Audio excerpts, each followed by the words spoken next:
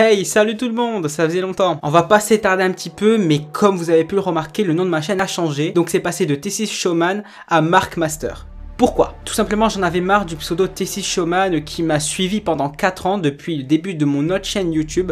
Donc ça a fait Tuto Pratics, T6 Maker, T6 Gaming et ici T6 Showman. Et là voilà, c'est Mark Master. Alors il y a beaucoup de secrets derrière, vous allez le remarquer très vite. Et moi j'aime bien ce truc parce que ça fait un petit peu sombre et puis maître quoi, master, ça fait stylé. Bref, donc écoutez, moi je vous dis à de suite après l'introduction. Et surtout, je fais comme tous les youtubeurs parce que ça marche. Et je fais le mouton. Likez la vidéo avant de la regarder. C'est pas très logique mais faites-le, c'est comme ça. Allez, à de suite.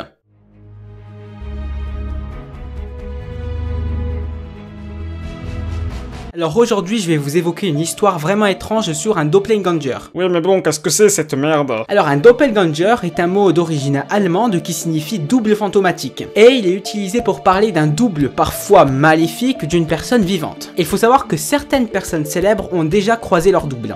Oui. Ainsi, Guy de Maupassant, qui versait quelque peu dans l'occultisme, se croyait possédé par son double. L'écrivain affirmait que lorsqu'il sortait de lui, son double s'installait à sa place parodiant ses gestes. En rentrant chez moi, je vois mon double. J'ouvre la porte et je vois mon double assis sur le fauteuil, dit-il. L'écrivain était devenu tellement parano qu'il avait pris un miroir pour essayer de capturer des images invisibles de son clone. Maintenant, on va parler de l'histoire d'Émilie Saget. Et ce n'est pas pareil, c'est vraiment plus flippant. En 1845, Monsieur Bush, le directeur de l'Institut Nolwek, une pension pour jeunes filles de bonne famille, engagea un nouveau professeur. La jeune femme portait bien sûr le nom d'Émilie Saget, si vous vous y attendez pas à ça. Et elle était originaire de Dijon en France. Elle était grande et blonde aux yeux bleus, et même si parfois elle se montrait un petit peu nerveuse, elle était une excellente professeure. Et juste peu de temps après, des étranges phénomènes commencèrent à se produire. Un beau jour, Mademoiselle Saget écrivait sur le tableau devant les 13 élèves que comprenait la classe. Quand brusquement, une seconde Émilie Saget se détacha de la première et commença à effectuer les mêmes gestes, s'agitant devant le grand tableau noir mais sans tenir la craie, c'est-à-dire que le double, mais pas de craie. Imaginez ça, vous allez voir, ça fait flipper. Un peu plus tard au réfectoire, les 42 élèves, le directeur, les professeurs et même les domestiques purent observer la jeune femme et son double qui faisaient les mêmes gestes, portant la nourriture à sa bouche, faisant semblant de manger. Et comme le phénomène se reproduisait, le double lui commença à être un peu plus audacieux. Parfois quand Émilie se levait de table et sortait de la pièce, son double lui s'attardait dans le réfectoire. Un jour que la jeune femme était malade, l'une de ses élèves eut la gentillesse de lui faire la lecture. Elle se tenait là, assise près de son lit, quand brusquement elle vit Mademoiselle Saget se raidir, pâlir, puis son double sortir de son corps pour faire les 100 pas dans la pièce. À une autre occasion, les 42 pensionnaires étaient réunis dans la salle d'études et par la fenêtre, ils voyaient distinctement Madame Saget cueillir des fleurs. Puis à un certain moment, la dame qui les surveillait fut obligée de s'absenter. Et brusquement, le double de Madame Saget prit place sur la chaise laissée libre. Et pendant ce temps, inconsciente du phénomène, Madame Saget continuait de cueillir les fleurs, mais avec des gestes lents, très mous, comme si elle était vraiment épuisée.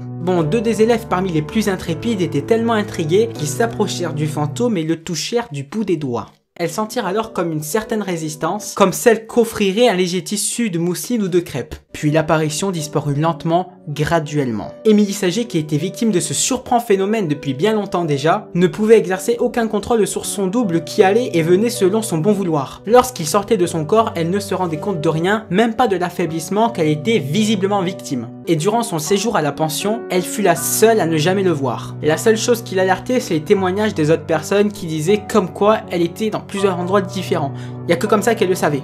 Voilà les amis, c'est terminé pour cette vidéo, donc j'espère qu'elle vous aura plu. Si c'est le cas, n'hésitez pas à mettre un like et à la partager sur les réseaux sociaux, à commenter. Et n'oubliez pas aussi, parce que j'ai remarqué qu'il y avait ce problème-là, YouTube, voilà, il y a toujours des problèmes, c'est n'hésitez pas, il faut cliquer sur la petite cloche qu'il y a quand vous vous abonnez. Il y a écrit abonnement et juste à côté, il y a une petite cloche. Si vous ne cliquez pas dessus, vous ne serez pas au courant de des sorties de mes vidéos. Voilà, parce que le flux de YouTube déconne et les notifications, vous ne les recevez plus. Voilà, c'est tout bête, c'est comme ça. Mais voilà. Voilà, bon écoutez, je vous dis à la prochaine pour une vidéo superbe. Allez, salut!